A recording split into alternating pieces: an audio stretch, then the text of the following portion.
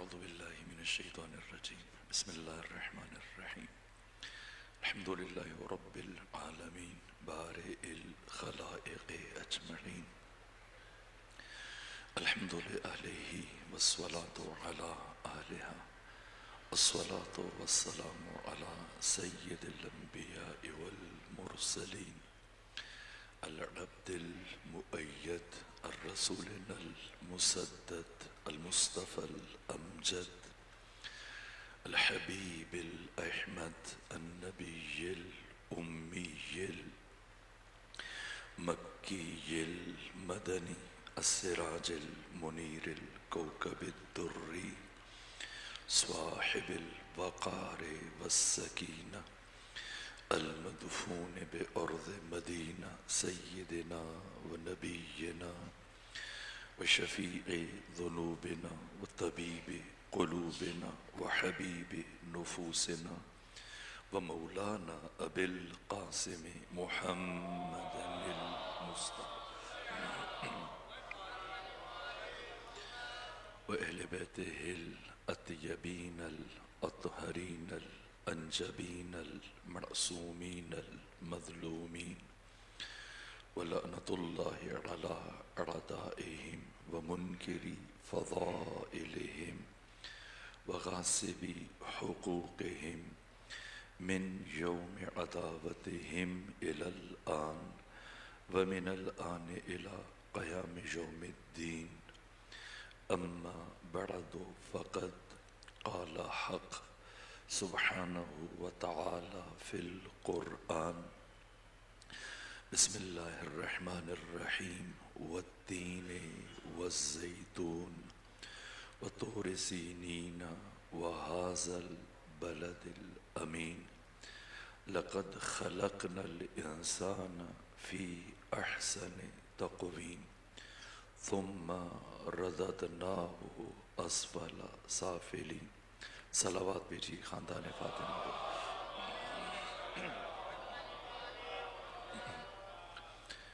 ایک مرحومہ کی سال ثواب کی مجلس ہے. میں نے اسی مناسبت سے قرآن مجید کی ایک مشہور اور معروف سورہ کی ابتدائی آیتوں کی تلاوت کا شرف حاصل کیا. سورہ مبارکہ تین جس کا آغاز اللہ نے قسموں سے کیا ہے. یہ بات میں عرض کیا کرتا ہوں تاکہ بچے و جوان مانوس ہو جائیں خود قرآن مجید کی جو ابتدائی معلومات ہیں کہ قرآن نے کتنی مرتبہ قسموں کا استعمال کیا.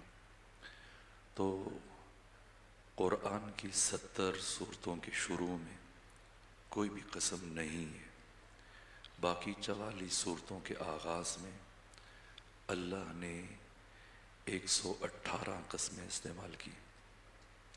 کسی سورہ کے شروع میں صرف ایک قسم ہے، جیسے معروف سورہ ہم تلاوت کرتے ہیں سورہ عصر، اور کہیں 2 قسمیں جیسے سورہ مبارکہ ضحیٰ. کسی سورہ کے شروع میں اللہ نے 3 قسمیں استعمال کی ہیں جیسے سورہ العادیات، اور کسی سورہ کے شروع میں 4 قسمیں جیسے خود سورہ مبارکہ 3، اور کسی سورہ کے شروع میں اللہ نے 5 قسمیں استعمال کی جیسے سورہ مبارکہ فجر.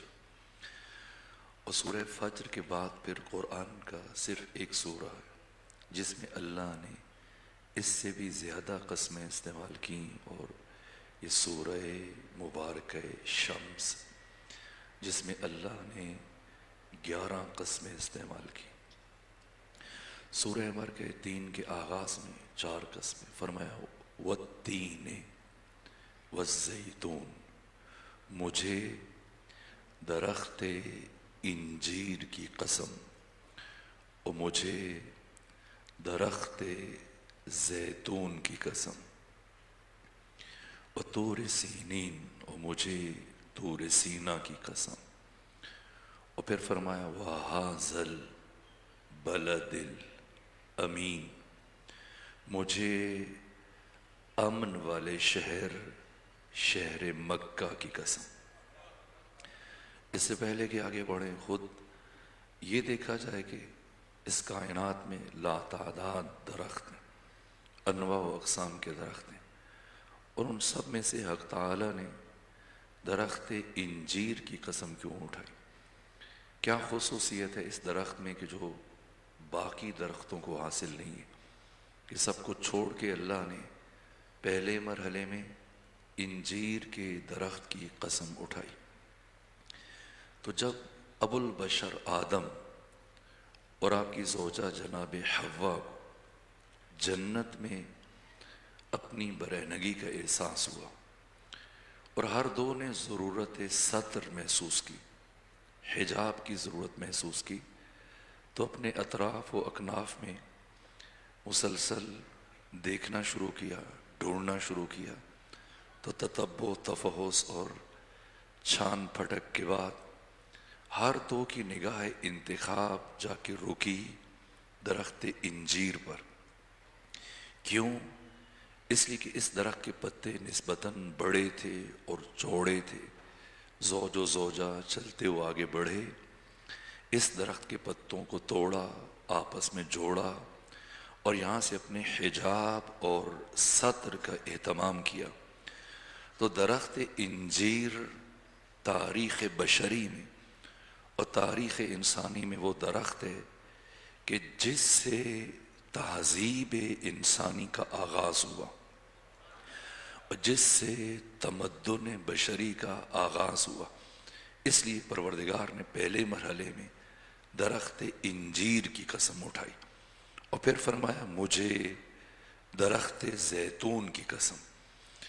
تو یہ ہیں ابو البشر آدم، اور وہ ہیں آدم ثانی، جنہیں جناب نوح علیہ وعلی نبینا آلاف و تحیت و ثنا، جب پہ ہم مسلسل کئی دن آپ کی کشتی پانیوں کے اوپر تیرتی رہی اور آپ کی کشتی کے اندر موجود جو افراد سوار تھے ان میں یاس اور نومیدی پیدا ہونا شروع ہوئی اور رفتہ رفتہ چیمے گوئیاں شروع ہو گئیں، اور انہی کشتی کے ساتھیوں میں سے ایک نے اظہار کیا، اے نبی خدا، کیا ہم اسی طرح پانیوں پر تیرتے تیرتے مر جائیں گے یا کبھی خشکی کا منہ بھی دیکھیں گے؟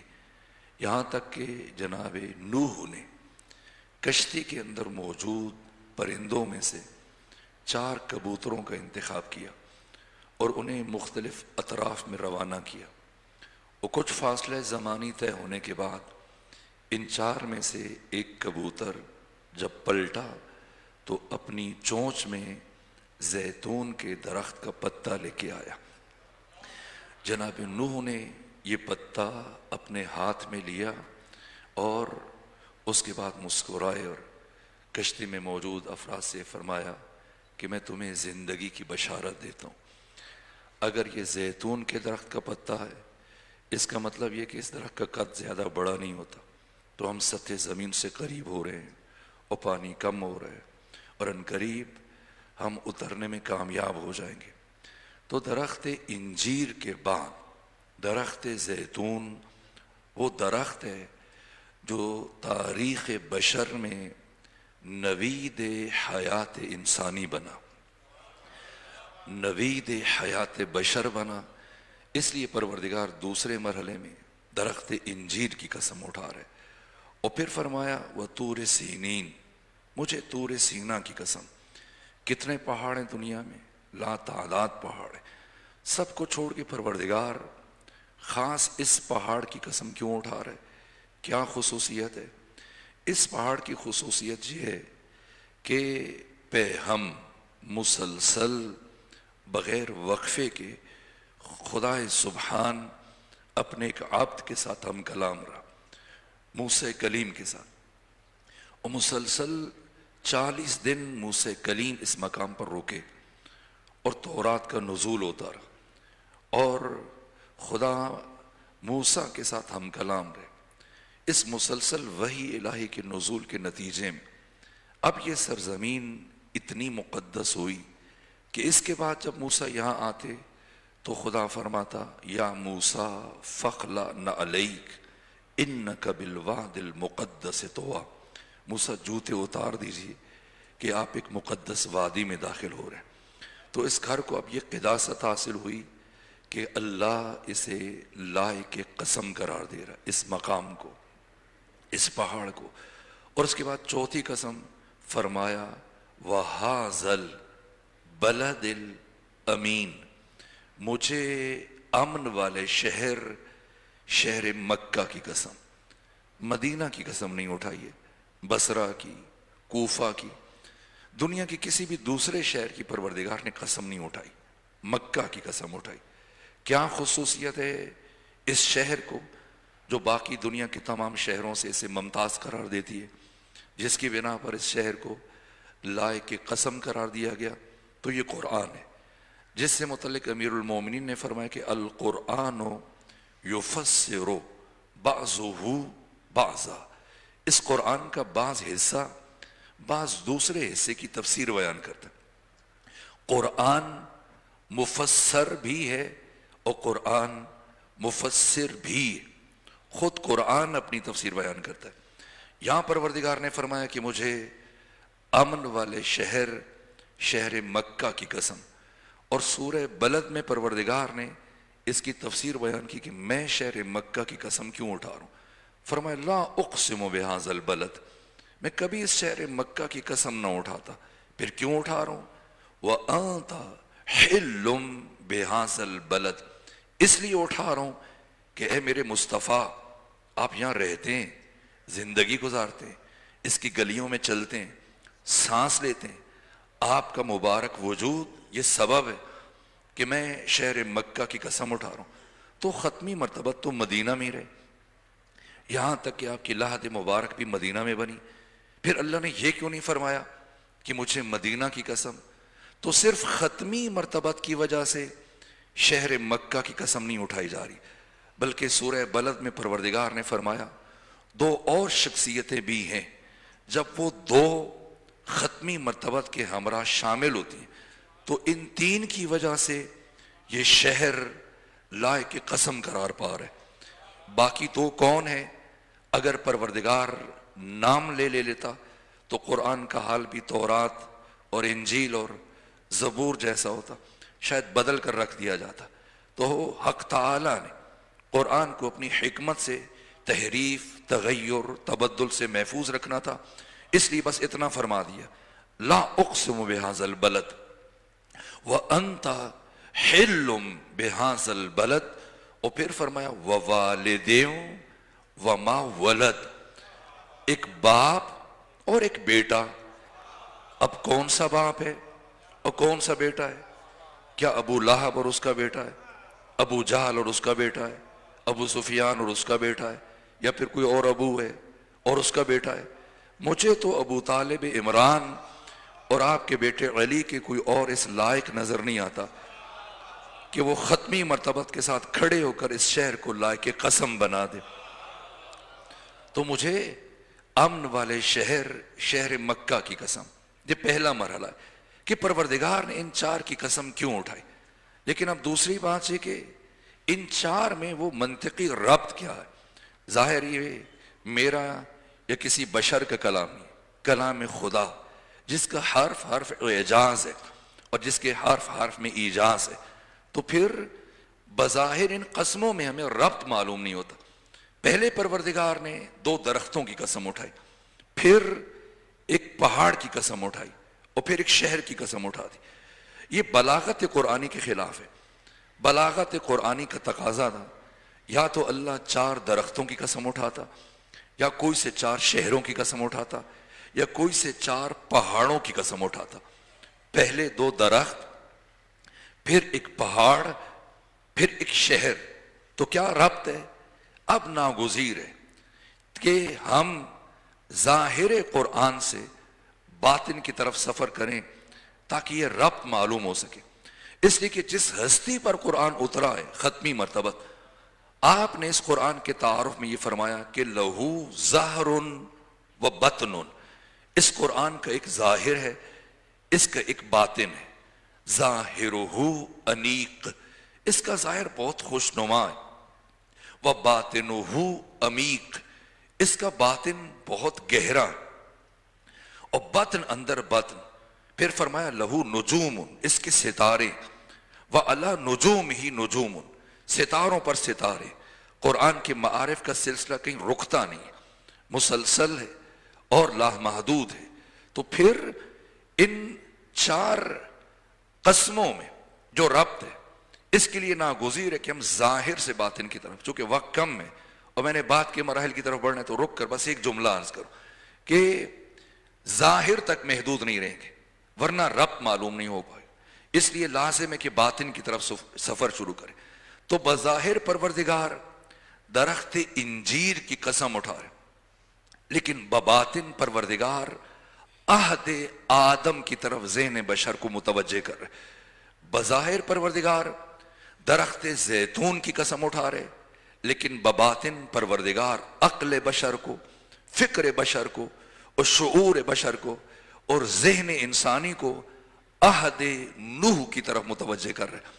بظاہر طور سینہ کی قسم اٹھائی جا رہی ہے، بباطن عہد موسیٰ کو بیان کیا جا رہا ہے. بظاہر شہر مکہ کی قسم اٹھائی جا رہی ہے، بباطن عہد مصطفیٰ کی طرف عقل بشر کو متوجہ کیا جا رہا ہے. اور ان 4 قسموں کے ذریعے سے حق تعالی نے تمام انبیاء کی زندگیوں کو خلاصہ کیا. اور اب فلسفہ ارسال رسول اور فلسفہ انزال کتب کو بیان کیا کہ والتین والزیتون وطور سینین وہذا البلد الامین. اور پھر کیا فرمایا؟ لقد خلقنا الانسان فی احسن تقویم. یہ جو قد ہے اگر فعل مضارع پر آ جائے تو تقلیل کا معنی دیتا ہے کبھی کبھی. یہی قد فعل ماضی پہ آئے تو تحقیق کا معنی دیتا ہے، یعنی کوئی شک نہیں. اور پھر لام تاکید در تاکید. اب کیا معنی کیا جائے اردو میں؟ بتحقیق، تحقیق در تحقیق. ہم نے انسان کو احسن تقویم میں خلق کیا. احسن تقویم کے اگر بچوں کے لیے معنی عرض کرنا چاہوں، یعنی ہم اس انسان کو جتنا خوبصورت بنا سکتے تھے بنایا. اور اس کے بعد کیا فرمایا؟ ثم، پھر رددنا ہو، ہم نے اسے لوٹا دیا. کہاں؟ الی اسفل سافلین، انتہائی پستیوں میں. جتنا نیچے لے جا سکتے تھے انسان کو نیچے لے آئے. تو نعوذ باللہ، خاکم بدہن. صرف سمجھنے کے لیے، کیا یہ تخلیق انسان کے ساتھ مذاق نہیں؟ کہ پہلے خدا فرمائے کہ ہم اس انسان کو جتنا خوبصورت بنا سکتے تھے بنایا، اور پھر جتنا نیچے گرا سکتے تھے گرا دیا. یہ کیا کہہ رہے ہیں پروردگار؟ اس کا مطلب یہ ہے کہ رک کر مزید تعامل کرنا پڑے گا. تخلیق انسان، یہ جو خدا نے فرمایا لقد خلقنا الانسان فی احسن تقویم، تو سورہ مومنون میں انہی تخلیق کے مراحل کو بیان کرتے خدا نے فرمایا کہاں سے پیدا کیا انسان کو؟ آدم ابو البشر، ان کی تخلیق میں اور اولاد آدم کی تخلیق میں فرق ہے. اللہ نے آدم کو مٹی سے بنایا، لیکن ہمیں پروردگار نے خالصتاً مٹی سے نہیں بنایا. جب آدم کی تخلیق کو اللہ نے قرآن میں بیان کیا تو فرمایا ہم نے آدم کو مٹی سے بنایا. لیکن جب اولاد آدم کی بات آئی تو فرمایا لقد خلقنا الانسان من سلالۃ من طین. یہ نہیں فرمایا کہ لقد خلقنا الانسان من طین، ہم نے انسان کو مٹی سے بنایا. نہ، فرمایا لقد خلقنا الانسان من سلالۃ من طین، ہم نے انسان کو مٹی کے سلالہ سے بنایا، مٹی کے اسارہ سے، مٹی کے رس سے، مٹی کے جوہر سے، مٹی کے عرق سے، مٹی کے جوس سے انسان کو بنایا. یہ مٹی کا رس کہاں نکالا جاتا ہے؟ اب میں تو دیہاتی آدمی ہوں، زیادہ نہیں جانتا. یہ لاہور جو متمدن اور مہذب اور ایک مثقف شہر ہے تو آپ یقیناً جانتے ہو. آپ کے ہاں وہ مشینیں ہوں گی جہاں مٹی کا رس نکالتے ہیں، اگر دیکھی ہو تو رہنمائی کر دیجئے. کوئی ایسا کارخانہ یہاں پر اطراف میں، کوئی ایسی فیکٹری، ایسی مشین کی جہاں مٹی کا رس نکالا جائے؟ میں نے نہیں دیکھا. لیکن پروردگار فرماتے ہیں ہم نے انسان کو مٹی کے رس سے بنایا، مٹی سے نہیں، مٹی کے جوس سے، مٹی کے عرق سے. تو یہ مشینیں کہاں ہیں؟ परवरदिगार, तो खुदा फरमाएगा अपने घरों में देखो, खेतों में, बागात में, ये जो पौधे हैं, ये दरख्त हैं, ये वो मशीनें और कारखाने, वो फैक्ट्रियां हैं जो दाइमन जमीन से मट्टी का रस खींच रहे हैं। ये संतरा, ये सेब, ये नाशपाती, ये आलू बुखारा, ये आम, ये गंदम, खजूर, जौ, किशमिश, ये सुलालतुम मिन तीन है, जिन्हें परवरदिगार ने इन मशीनों के जरिए से मट्टी से कशीद किया, खींचा, और मट्टी के सुलाला को अल्लाह ने मुंतकिल किया इस दाने में, और अब इसे इंसान खाता है। जब इंसान खाता है तो कुरान फरमाता है फिर खून बनता है, खून से नुतफा, नुतफा से अलका, अलका से मुज़गा, मुज़गा से इदाम, हड्डियां, फिर खुदा फरमाता है फकसौनल इदाम लहम, हमने हड्डियों पर गोश्त चढ़ा दिया, और फिर 4 महीने 10 दिन में इंसान का ढांचा उसकी मां के बत्न में तैयार हो जाता है। अब मकान मुकम्मल हुआ और खुदा ने मकीन को रवाना किया, और जब मकीन को भेजा तो बिला फासला फरमाया फतबारकल्लाहु अहसनुल खालिकीन, मुबारकबाद का मुस्तहक है वो अल्लाह जिसने इतनी बेहतरीन मखलूक को खल्क किया। ये अहसनुल खालिकीन क्यों कहा? नुतफा, अलका, मुज़गा, इदाम किसी मरहले में नहीं फरमाया, मकान तैयार हो गया तब भी नहीं फरमाया, लेकिन जैसे मकान तैयार हुआ और मकीन को भेजा और इस मकीन का इस मकान के साथ ताल्लुक बरकरार हुआ, अल्लाह खुद को मुबारकबाद पेश कर रहे हैं। बाबरकत है वो ज़ात, मुबारक है वो ज़ात जिसने इतनी बेहतरीन मखलूक को। अब समझ में आया कि ये ahsan तकवीम कैसे बना। ahsan तकवीम का ताल्लुक महज जिस्म के साथ नहीं, ahsan तकवीम का जो बारिज तरीन मिस्दाक है ये रूह है। जिस्म मट्टी से बना है, अनासिर से बना है, आग, पानी, हवा, मट्टी। ये जिस्म दोबारा मट्टी में मट्टी हो जाएगा। जिस्म फानी है लेकिन रूह अबदी है, रूह सरमदी है, रूह लाजवाल है। खुदा में और इंसान में ये एक फर्क रह जाता है, इस ज़िम्न में अल्लाह अजली भी है, अबदी भी है, हमेशा से है, हमेशा रहेगा। इंसान अजली नहीं है लेकिन हर इंसान अबदी है, हर इंसान हमेशा रहेगा।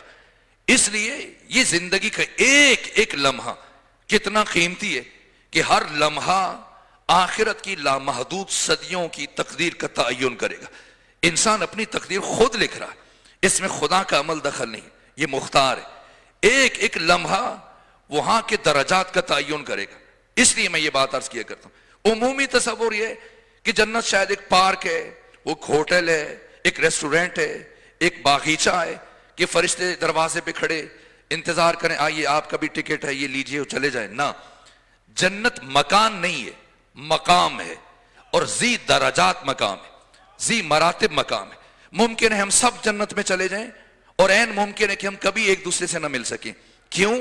हर एक का दर्जा जन्नत में उसके अमल के मुताबिक, उसकी मारिफत के मुताबिक, उसके इल्म और उसकी बसीरत के मुताबिक। ये अदल इलाही के खिलाफ है कि हर एक को एक जगह पर ठहरा दे। और फिर वो जन्नत जिसमें मासूमीन रहते हैं, वो जन्नत जिसमें हुसैन इब्न अली रहते हैं। बिहारुल अनवार की 98 नंबर जिल्द में मुल्ला बाकिर मजलिसी ने इमाम शेषम से ये हदीस बयान की कि अहले जन्नत 70,000 सालों में एक मर्तबा सरदार जन्नत हुसैन इब्न अली के चेहरे की जियारत का शरफ हासिल करे। ये दराजात है, इन दराजात का तयन इसी दुनिया में होता है। सो अहसन तकवीम क्या है? जिस्म मुराद नहीं, रूह। जिस्म मादा से बना है लेकिन रूह एक लाजवाल हकीकत है। रूह का ताल्लुक आलम मलकूत से, इसमें कोई मादा नहीं है। रूह लतीफ है, रूह मुजर्रद है, रूह बसीत है। इस रूह मुजर्रद में और इस रूह लतीफ में और इस रूह बसीत में कोई मादा नहीं है। ना आप रूह का वजन मालूम कर सकते हैं, न इसका तूल, आर्ज, उम्क, लंबाई, चौड़ाई, गहराई, कितने किलो वजन है, न ये बसीत है। इसमें कोई मादा नहीं। इसमें अल्लाह ने 5 जौहर रखे, जौहर इल्म, जौहर बका, جوہر ارتقا، جوہر خوشبو، جوہر نور، یہ 5 جوہر رکھے، کیونکہ ان 5 جواہر کے ذریعے سے انسان کمال کر سکتا ہے اور کمال علی الاطلاق تک رسائی حاصل کر سکتا ہے۔ تو احسن تقویم جو کہا پروردگار نے روح کے آنے سے، تو احسن تقویم کا مصداق روح ہے۔ میں نے جزیات سے اجتناب کرتے ہوئے، جو کہ ہنگام ظہر ہے اور نماز کا وقت قریب ہے، اس لیے جب روح کو بھیجا تو فرمایا کہ ثم رددناہ اسفل سافلین، یہ روح جو احسن تقویم ہے، جو انسان کی حقیقت ہے، اسے ہم نے اتارا۔ کتنا اتارا؟ اتنا نیچے۔ کتنا نیچے؟ اسفل السافلین میں، انتہائی پستیوں میں، لا کے اس جسم میں رکھا۔ اس جسم کو اسفل السافلین کیوں کہا گیا؟ اس لیے کہ عناصر سے بنا ہے، اور عناصر کی خصوصیت ہے پستی، عناصر کا لازمہ ہے پستی۔ یہ انسان کی روح کو بھی اب پستیوں کی طرف، خواہشوں کی طرف، یہ جسم کے تقاضے یہ کھینچتے ہیں، یہ عناصر۔ تو اب اللہ نے انسان کو عقل دیا، ارادہ دیا، یہ 5 جوہر رکھے کہ میں نے تمہیں ملکوت سے ملک میں بھیجا، اس عالم مادہ میں، اس عالم ناسوت میں، اس پیکر بشری میں۔ اب تم نے دوبارہ اپنے ارادے سے، اپنے اختیار سے پھر سے سفر کرنا ہے، پستی سے اٹھنا ہے، دوبارہ وہاں پہنچنا ہے جہاں سے میں نے تمہیں بھیجا تھا، اس بلندی تک، اس کمال مطلوب تک آنا ہے۔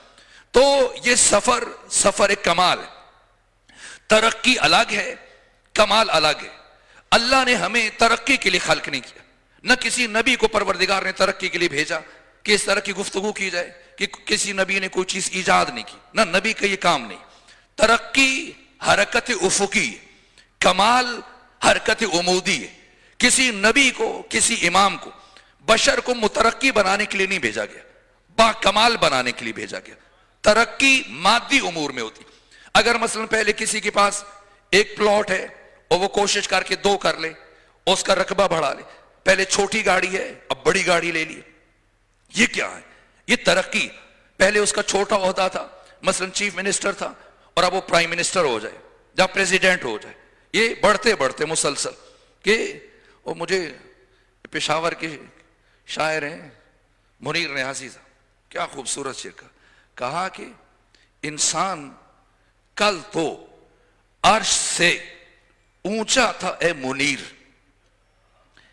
انسان، اب یہ کہا جاتا ہے یہ ترقی ہے، چاند پہ پہنچنا ترقی ہے، لیکن کیا خوب کہا انسان کل تو عرش سے اونچا تھا اے منیر، آج اتنا گھٹ گیا کہ کمر تک پہنچ گیا۔ یہ اب یہ الگ مارے خود ترقی حرکت افقی ہے۔ اگر اس کے مال میں، درہم و دینار میں، سونے چاندی کی انبار اکٹھے کرے، یہ ترقی ہے۔ ترقی کا انسان کی انسانیت سے کوئی تعلق نہیں۔ وہ ترقی کرے پھر بھی انسان ہے، ترقی نہ کرے پھر بھی انسان ہے۔ وہ جو پیدل چل رہا ہے وہ بھی انسان ہے، وہ جو بڑی بڑی گاڑیوں میں چل رہا ہے وہ بھی انسان ہے، وہ جو کچے گھر میں رہتا ہے وہ بھی انسان ہے، وہ جو بڑے بڑے گھروں میں رہتا ہے وہ بھی انسان ہے۔ ترقی کا انسان کی انسانیت کے ساتھ کوئی تعلق نہیں ہے براہ راست۔ انسان کو اللہ نے کمال کے لیے خلق کیا۔ کمال حرکت عمودی ہے، پستی سے بلندی کا سفر۔ کمال کب ہوتا ہے؟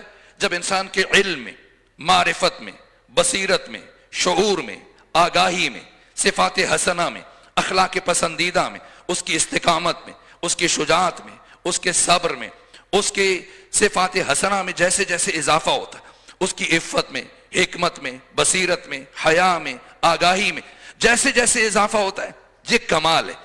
اللہ نے ہمیں ترقی کے لیے خلق نہیں کیا، کمال کے لیے خلق کیا۔ کمال حرکت عمودی۔ اگر میں ساری گفتگو کو سمیٹوں تو علامہ سید محمد حسین طباطبائی صاحب تفسیر المیزان، اس وقت تک کی دنیا میں سب سے لکھی جانے والی تفاسیر میں سب سے بہترین تفسیر المیزان، یہ جملہ اتنا وزنی ہے کہ بار بار اس جملے کو انہوں نے بیان کیا اپنی تفسیر میں، اور میں بھی اسے کوشش ہوتی ہے کہ عرض کیا کروں۔ یہ جملہ روح ہے قرآن ہے، اور 10 قرآنی آیات سے مستفاد ہے۔ وہ یہ کہ اللہ نے ہمیں انسان پیدا نہیں کیا، بلکہ اللہ نے ہمیں انسان بننے کے لیے پیدا کیا، اور انسان بننے کے اس عمل کا نام یہ کمال ہے. جب انسان پر ایک صلوات بھیجیے خاندان فاطمہ.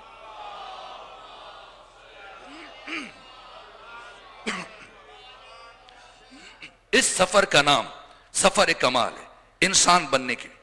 اور یہ فرق ہے ہم میں اور محمد و آل محمد میں کہ اللہ نے ہمیں انسان بننے کے لیے بھیجا ہے اور ان 14 کو ہمیں انسان بنانے کے لیے بھیجا. یہ حقیقت محمدیہ.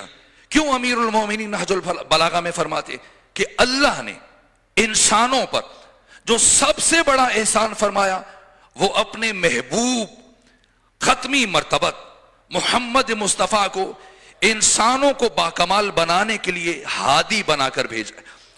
یہ ماہ ربیع الاول جسے ختمی مرتبت کی اس کائنات میں تشریف آوری کا یہ مہینہ، یہ ذات محمدی، حقیقت محمدی، بشر پر خدا کا سب سے بڑا احسان.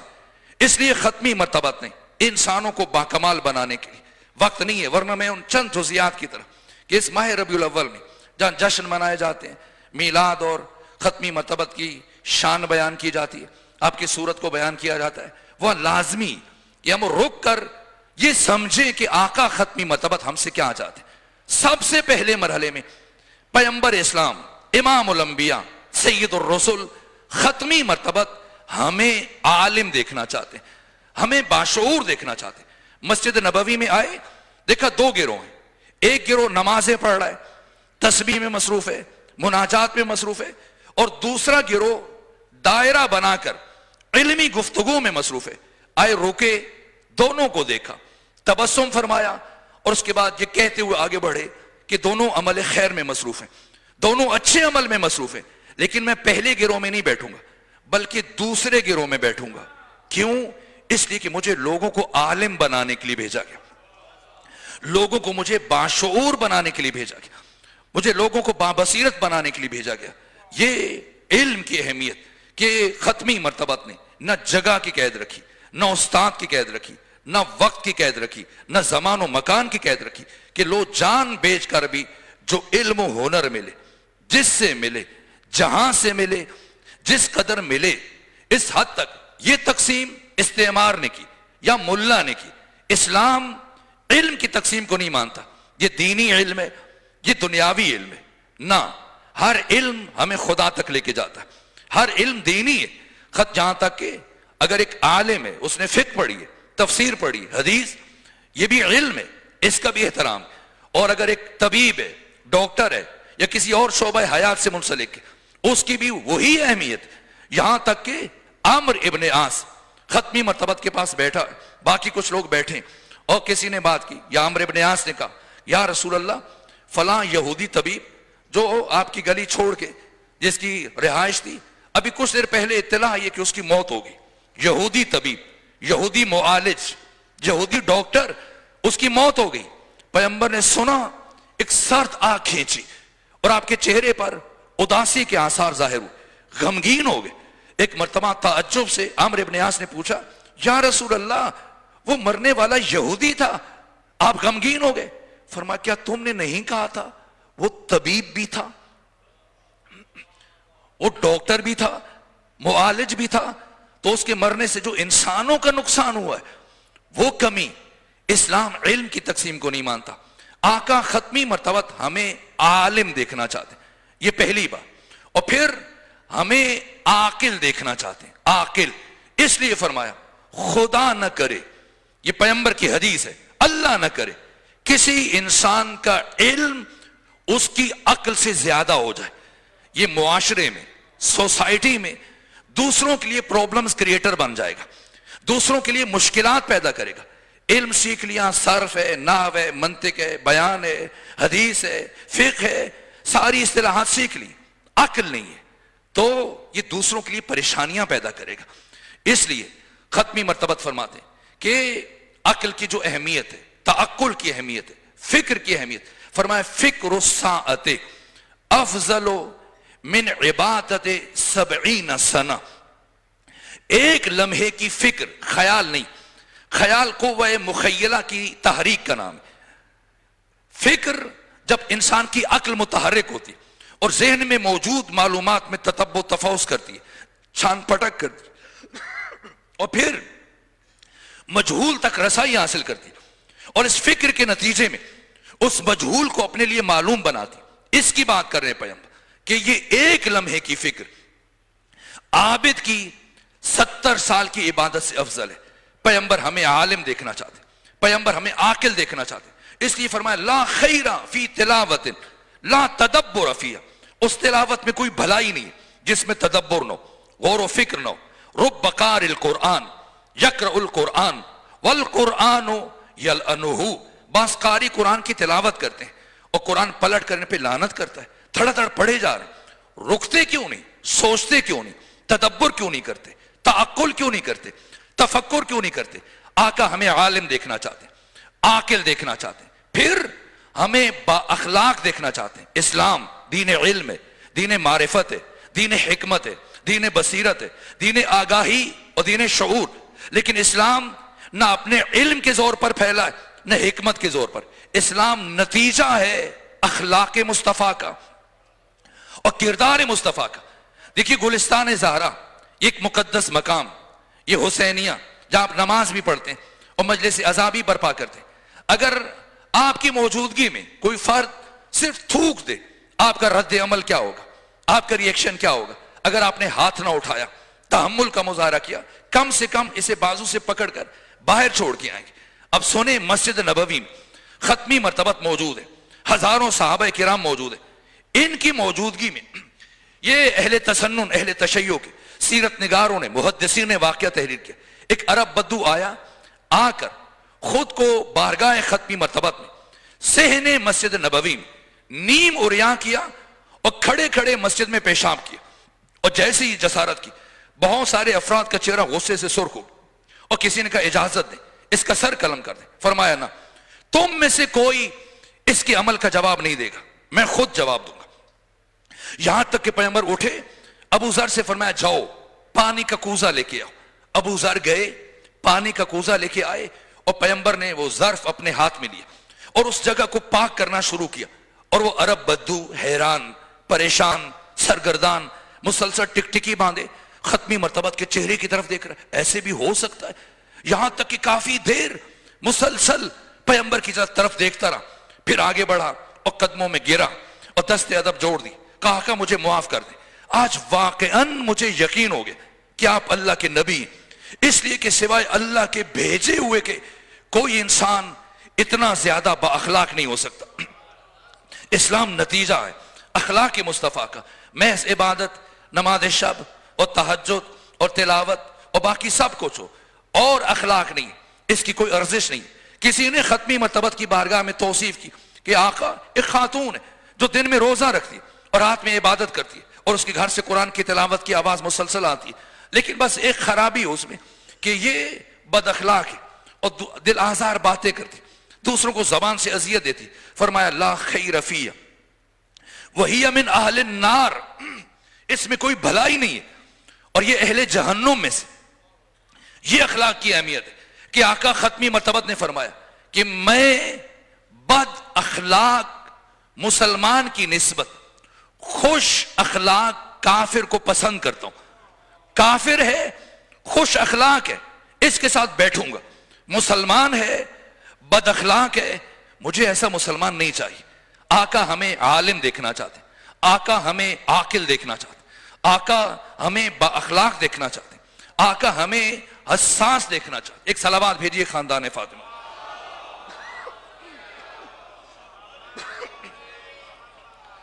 اور آقا ہمیں باوقار دیکھنا چاہتے ہیں، مستقل دیکھنا چاہتے ہیں۔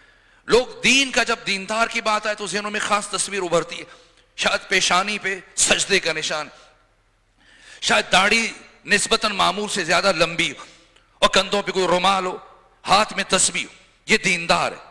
ختمی مرتبت کیا فرماتے ہیں؟ لا دین لمن لا معیشت لہ، جس کی معیشت نہیں ہے وہ بے دین ہے۔ چاہے نمازیں پڑھے، تلاوت کرے، روزہ رکھے، لیکن اپنی ضروریات کو پورا کرنے کے لیے دوسروں کے سامنے ہاتھ دراز کرے، فرمایا یہ بے دین ہے، لا دین لمن لا معیشت، یہ فرد کے لیے فرمایا اور پھر معاشرے کے لیے بھی فرمایا، سمجھانے کے لیے اور اس بات کو قیامت تک آنے والی امت مسلمہ تک پہنچانے کے لیے۔ صحابہ جمع ہے، پوچھا میرے صحابہ بتاؤ اسلامی معاشرے کی پہچان کیا ہے؟ اسلامی مسلم سوسائٹی، اسلامی معاشرہ کیا پہچان ہے؟ ایک کھڑا ہوا، کہاں جہاں سب کے سب مسلمان ہو اور کوئی ایک بھی کافر نہ ہو؟ فرمایا نہ، یہ پہچان نہیں۔ کسی نے کہا جہاں حافظان قرآن زیادہ ہو؟ فرمایا نہ، یہ پہچان نہیں۔ ایک ایک صحابی جواب دیتا، پیغمبر نے سب کی نفی کی اور اب سب کی توجہات پورے عروج پر ہیں اور سب جاننا چاہتے کہ اسلامی معاشرے کی پہچان کیا۔ یہ بھی پیغمبر اسلام کا بات ذہنوں میں راسخ کرنے کا ایک انداز تھا، اسلوب تھا کہ جواب دینے سے پہلے خود سوال کرتے تھے تاکہ ذہنیتیں آمادہ ہو جائیں۔ اور جب سب کے جوابوں کو رد کیا، اب سب متجسس ہیں کہ پھر اسلامی معاشرے کی پہچان کیا ہے۔ اب صحابی نے سوال کیا، یا رسول اللہ آپ بتائیے اسلامی معاشرے کی پہچان کیا ہے؟ فرمایا اسلامی معاشرے کی پہچان یہ ہے کہ جہاں دینے والے بہت ہوں لینے والا کوئی نہ ہو۔ ختمی مرتبہ ہمیں مستقل دیکھنا چاہتے ہیں، باوقار دیکھنا چاہتے ہیں۔ اسلام میں بھیک کی گنجائش نہیں ہے، حتیٰ بھیک مانگنے والا اگر نمازی ہے، تہجد گزار ہے، تب بھی اسلام کا حکم یہ ہے کہ عدالت میں ایسے شخص کی گواہی کو رد کر دیا جائے، اس لیے کہ اس نے ہاتھ پھیلا کر اپنی عزت نفس کو مجروح کیا، اور عزت نفس کا مجروح کرنا یہ گناہ کبیرہ میں سے، تو اب اس کی عدالت زائل ہو گئی۔ اسلام اپنے پیروکاروں کو عزت، حمیت کا درس دیتا ہے، استقلال کا درس دیتا ہے، اور پیغمبر نے عملاً یہ بات سمجھائی۔ ہم بشیر کا معنی کریں، نذیر کا معنی، بشیر خوشخبری دینے والا، نذیر ڈرانے والا۔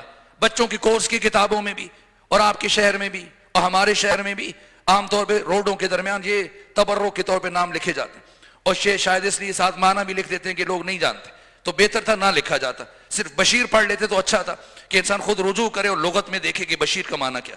بشیر کا معنی یہ نہیں جو لکھا جاتا، جو کورس اور نصاب کی کتاب میں پڑھایا جاتا ہے۔ نذیر کا یہ معنی نہیں۔ امام راغب اصفہانی جو مفردات قرآن پر ہمارے پاس جامع ترین کتاب ہے، اور قرآن سمجھنے کے لیے قرآن کے لفظوں میں سے ہر لفظ کا وہ ابتدائی معنی جس کے لیے وہ وضع ہوا ہے، بنایا گیا، یہ امام راغب اصفہانی سنی شیعہ ترجمہ کرنے والے، قرآن کی تفسیر لکھنے والے اس کی طرف رجوع کرتے ہیں۔ بشیر کا کیا معنی لکھا؟ بشیر کہ ایک مایوس دل میں امید کی شمع کو روشن کرنے والا، یہ بہت خوبصورت معنی ہے۔ بشیر کا مطلب ایک مایوس دل میں امید کی شمع کو روشن کرنے والا، اور نذیر آنے والے خطروں سے بشر کو آگاہ کرنے والا، متوجہ کرنے والا۔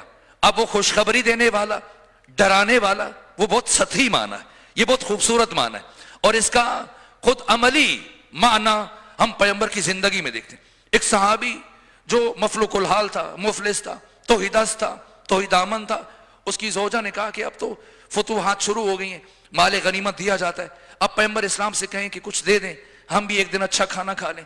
یہ آیا پیغمبر کی خدمت میں سوال کرنے کے لیے، مدد کے لیے، لیکن پیغمبر نے بجائے اس سے کہ اب یہ بات کرتا، اب یہ سوچ رہا تھا، ہمت جمع کر رہا تھا کہ پیغمبر کے سامنے لب کشائی کرے، بات کرے، اپنی حاجت بیان کرے، اور پیغمبر نہیں چاہ رہے تھے کہ اس کی خودداری متاثر ہو جائے، اس لیے کہ جب ایک مرتبہ انسان ہاتھ پھیلا دیتا ہے، سوال کر لیتا ہے، پھر دوسری مرتبہ یہ چیز آسان ہو جاتی، اور پیغمبر نہیں چاہ رہے تھے کہ اس کی خودداری اور خودی کا جوہر اس سے چھن جائے۔ اس لیے یہ لکھا، تمام محدثین نے، مورخین نے، سیرت نگاروں نے یہ واقعہ لکھا کہ اس سے پہلے کہ وہ بات کرتا، ابھی بولنے لگا کہ پیغمبر اس سے پہلے بول پڑے۔ فرمایا ہم سے جو مدد طلب کرتا ہے ہم اس کی مدد کرتے ہیں، ہم اس کی پریشانی دور کرتے ہیں، لیکن اگر کوئی شخص اپنی حاجت کو دل میں رکھے اور اپنے خدا پر توکل اور یقین رکھے تو اللہ اسے اپنے فضل سے غنی اور دوسروں سے بے نیاز کر دے گا۔ یہ سنا، اب کیا کہتا؟ اسی طرح سے بغیر مانگے اٹھ کے چلا گیا، یہاں تک کہ جب گھر گیا تو ڈانٹ پیٹی کہ تم خالی ہاتھ آ گئے، اور میں نے تم سے کہا تھا۔ کہا اچھا میں کل پیغمبر سے طلب کروں گا، حاجت طلب کروں گا، مانگوں گا۔ دوسرے دن آیا، اب جب دوسرے دن اس نے ختمی مرتبہ سے چاہا کہ کچھ مانگے، تو جو ہی ارادہ کیا بولنے کا، اس سے پہلے کہ یہ بات کرتا ختمی مرتبہ بول پڑے، اور وہی جملے دہرائے کہ اگر کوئی ہم سے مانگتا ہے ہم اس کی مشکل آسان کر دیتے، ہم اس کی مدد کر دیں گے، لیکن اگر کوئی اپنی حاجت کو دل میں رکھے اور اپنے اللہ پر توکل اور یقین رکھے تو پروردگار ایک دن اسے اپنے فضل سے غنی اور دوسروں سے بے نیاز کر دے گا. یہ پھر اٹھ کے چلا گیا. اب بات کہنے کی گنجائش نہیں تھی. جب گھر گیا تو پھر ایک مرتبہ وہ اس کی تنبیہ کی گئی اور خاتون نے کہا کہ اگر کل آپ کچھ نہ لے کے تو میں والدین کے گھر چلی جاؤں گی, میں مزید تمہارے ساتھ نہیں رکوں گی. جب ایک مرتبہ اس طرح کی بات ہوئی تو کہا کہ میں وعدہ کرتا ہوں اگر پیغمبر نے کل یہ بات کی تب بھی میں اپنے دل کی بات کہہ دوں گا, اپنی حاجت بیان کر دوں گا. اور اب محکم ارادے کے ساتھ یہ شخص بارگاہ ختمی مرتبت میں حاضر ہوا اور پختہ ارادے کے ساتھ کہ آج اگر پیغمبر نے وہ بات دہرائی تب بھی میں اپنی حاجت بیان کروں گا. اس لیے جیسے ہی اس نے ارادہ کیا کہے پیغمبر نے سے بارہ آج تیسرے دن وہی جملے دہرائے کہ جو ہم سے حاجت طلب کرتا ہے ہم مدد کر دیتے ہیں, لیکن حاجت کو دل میں رکھے, اپنے اللہ پہ توکل و یقین رکھے تو پروردگار اسے اپنے فضل سے غنی دوسروں سے بے نیاز کر دے گا. یہ تیسرا دن یہ صحابی کہتا ہے آج جب میں نے پیغمبر کی زبان سے یہی جملہ سنا تو اس جملے کا اتنا گہرا اثر میری روح پر پڑا کہ ایک مرتبہ میں نے اپنے اندر ایک عزم, ہمت, ارادہ, استقامت محسوس کی.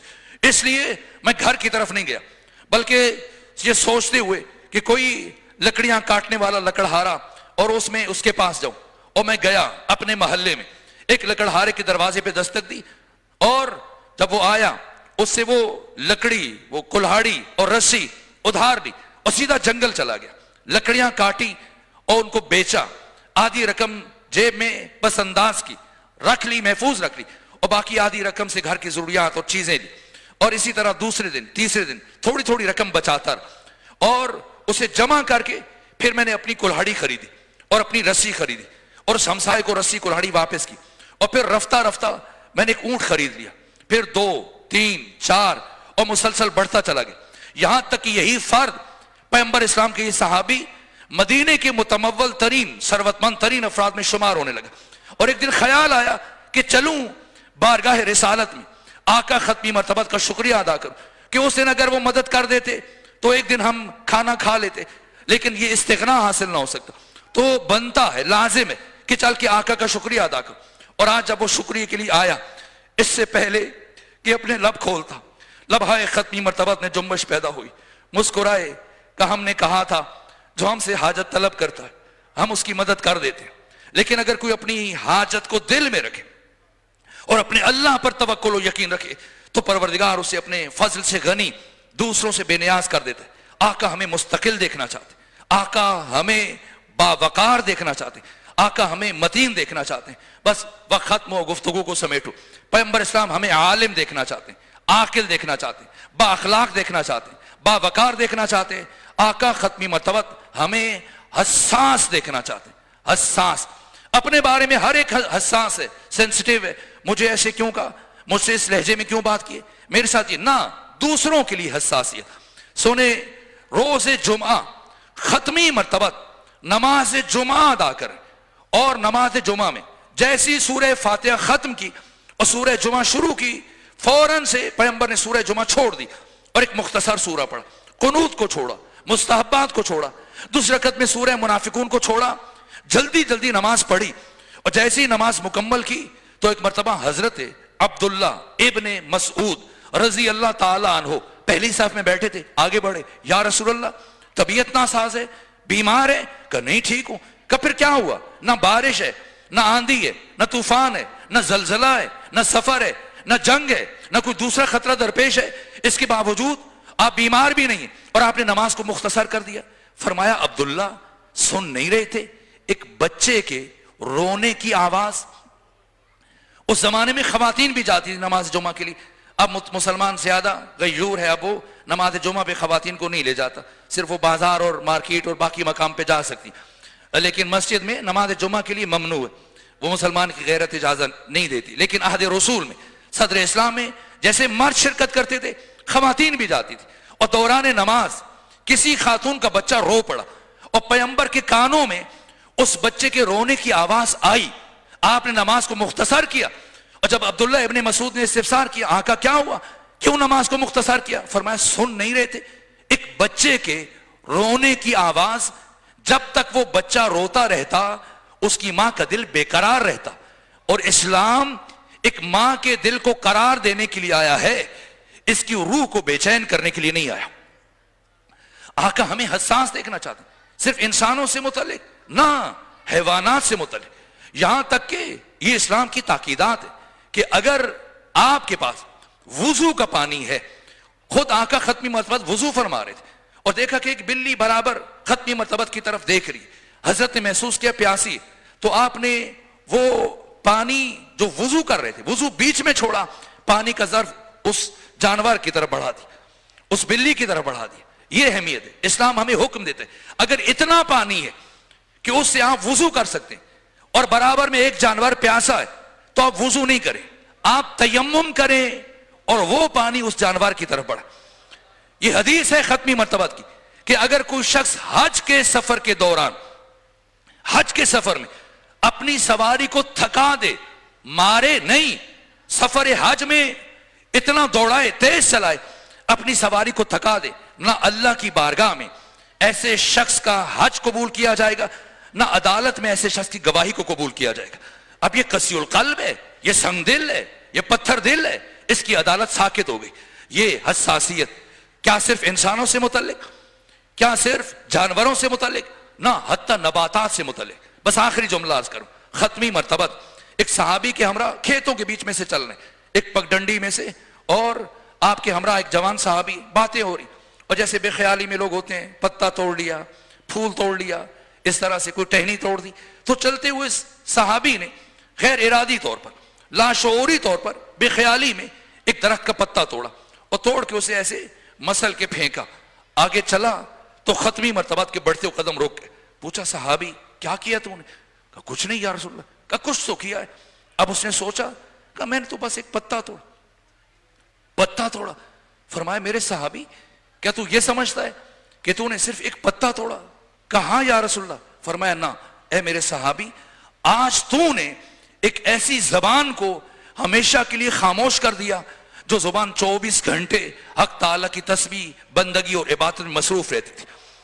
آقا ختمی مرتبت ہمیں حساس دیکھنا چاہتے ہیں، اور وہی ختمی مرتبت کہ جو نماز کی حالت میں ایک بچے کے رونے کی آواز کو تحمل نہ کر سکے، اور آپ نے نماز کو مختصر کیا۔ اسی محمد مصطفیٰ کی بیٹیوں کو کوفہ میں، شام میں اس قدر تماچے مارے گئے، اس قدر تازیانے مارے گئے۔ میں کیا عرض کروں، امام زمانہ فرماتے ہیں میرا سلام ہو اس 4 برس کی بچی سکینہ پر کہ جس کے رخساروں کی رنگت کربلا سے لے کے شام تک مسلسل تبدیل ہوتی رہی۔ اور بس یہ وہ ایام ہے کہ جب یہ کاروان پلٹ کر واپس مدینہ کی طرف گامزن ہے، تو بس مجلس مکمل ہوئی۔ 2 جملے عرض کر دوں، یہاں تک کہ جب شام کے حالات تبدیل ہونا شروع ہوئے اور یزید گھبرایا کہ کہیں بغاوت برپا نہ ہو جائے، تو امام سجاد کو بلایا اور کہا کہ علی بن حسین میں آپ لوگوں کو آزاد کرتا ہوں۔ امام نے فرمایا میں چل کے اپنی پھوپھی سے بات کروں گا کہ وہ اس سلسلے میں کیا فرماتی ہے۔ امام آئے تو ثانی زہرا نے فرمایا سید سجاد یزید سے کہیں ہم 3 شرائط پر رہائی قبول کریں گے، 3 شرائط پر رہائی قبول کریں گے۔ پہلی شرط کہ ہمیں 3 سے 7 دن شام میں اجازت دی جائے کہ ہم مجلس عزا برپا کر سکیں، ابھی تک ہم اپنے شہیدوں کے لیے اس طرح سے گریہ نہ کر سکیں۔ اور دوسری شرط یہ کہ ہمارے کاروان کو جو مدینے جانا ہے تو کربلا سے ہوتے ہوئے کربلا کے راستے سے شام مدینہ لے کے جائے۔ اور تیسری شرط یہ کہ جو اسباب و سامان لوٹے گئے وہ سب لوٹا ہوا سامان ہمیں واپس کیا جائے۔ امام سجاد یزید کے پاس پہنچے اور ثانی زہرا کی تینوں شرائط بیان کی۔ اس نے جواباً کہا پہلی 2 شرطیں سمجھ میں آتی ہیں، لیکن تیسری شرط کیسے پوری کی جائے؟ لوٹ کا مال تھا، کوئی کہیں لے کے چلا گیا، کوئی کہیں لے کے چلا گیا، آپ پھوپھی سے بات کریں، میں اس لوٹ کے مال کی قیمت دینے کے لیے آمادہ ہوں۔ ایک مرتبہ سید سجاد نے فرمایا یزید شاید تو جانتا نہیں ہے اس لوٹ کے مال میں میری دادی فاطمہ زہرا کی چادر بھی شامل تھی۔ بھلا تو اس کی کیا قیمت دے سکتا ہے؟ کہا اچھا مجھے کچھ وقت دیں کہ میں وہ لوٹی ہوئی چیزوں کو جمع کروں. یہاں تک کہ چیزیں جمع ہونا شروع ہوئیں اور پھر ایک بڑی گٹھڑی بنا کر امام سجاد کی طرف روانہ کی گئی. جیسی بیبیوں کے درمیان اس گٹھڑی کو کھولا گیا، ایک ایک بیوی اپنی اپنی چادر کو پہچان لی. ام لیلہ، ام فروا، ام رباب، جناب فضہ، ہر بیوی آگے بڑھ کے یہ میری چادر ہے، یہ میری چادر ہے. یہاں تک کہ سب بیویوں نے اپنی اپنی چادر اٹھا لی اور اس گٹھڑی میں ایک چھوٹی سی چادر رہ گئی. چادر تو موجود ہے لیکن اس چادر کو اوڑھنے والی سو چکی ہے. حسین ابن علی کے سینے کے تعویذ جناب سکینہ. اتنا دکھ ہے اہل بیت علیہ السلام کے دلوں میں اور خود ثانی زہرا کے دل میں جناب سکینہ کی شہادت کا اور آپ کے شام میں رہ جانے کا، کہ جب رہا ہو کے جانے لگی شام سے تو شام کی خواتین سے جو آخری بات کی ثانی زہرا نے فرمایا اے شام کی عورتوں، جب کبھی تمہیں اپنے بچوں کے پیار سے فرصت مل جائے تو کبھی کبھی آ کر میری بیٹی سکینہ کی قبر پر ایک دیا جلا دینا. اس لیے کہ میری بیٹی سکینہ کو تنہائی سے بڑی وحشت محسوس ہوتی، تاریکی سے بڑی وحشت محسوس ہوتی. الا لعنت اللہ علی القوم الظالمین وسیعلم الذین ظلموا ای منقلب ینقلبون. پروردگار ہماری عبادت کو اپنی بارگاہ میں قبول فرما. پروردگار ذکر اور تلاوت اور اطعام کا ثواب مرحومہ کی روح کو ایصال فرما، ان کے درجات کو بلند فرما، ان کے آخرت کے تمام مراحل کو آسان فرما، انہیں شفاعت صدیقہ کبریٰ سیدہ زہرا نصیب فرما. پروردگار پسماندگان اور لواحقین کو صبر جمیل عطا فرما. پروردگار ہمارے گناہوں کو معاف فرما، ہمارے والدین کے گناہوں سے درگزر فرما، ہمارے دوستوں کے، بہن بھائیوں کے، عزیزوں کے، احباب کے گناہوں کو معاف فرما. ہم سب کو نعمت تقوی عطا فرما. ہمیں قرآن پڑھنے، قرآن سمجھنے، قرآن پر عمل کرنے اور قرآن مجید کی تعلیمات کو معاشرے میں عام کرنے کی توفیق عطا فرما. پروردگار فلسطین کے مظلوم مسلمانوں کی مدد فرما، غزہ کے بے یار و مددگار مسلمانوں کی مدد فرما. وطن عزیز پاکستان کو ایک دیانتدار اور مخلص قیادت نصیب فرما اور اس قوم کی مشکلات کو آسان فرما. امام زمانہ کے سپاہیوں کی حفاظت فرما. ہمیں بھی آقا کا سپاہی بننے کی توفیق عطا فرما. جملہ مومنین، مومنات، شہداء اسلام، ایسے مومنین کی جن کے لیے کوئی فاتحہ پڑھنے والا نہیں، اور مرحوم مفتی جعفر حسین علی اللہ مقامہ جن کی کل برسی تھی، اور حاضرین کے تمام مرحومین اور اس مرحومہ جن کی سال ثواب کے لیے آج کی مجلس برپا کی گئی.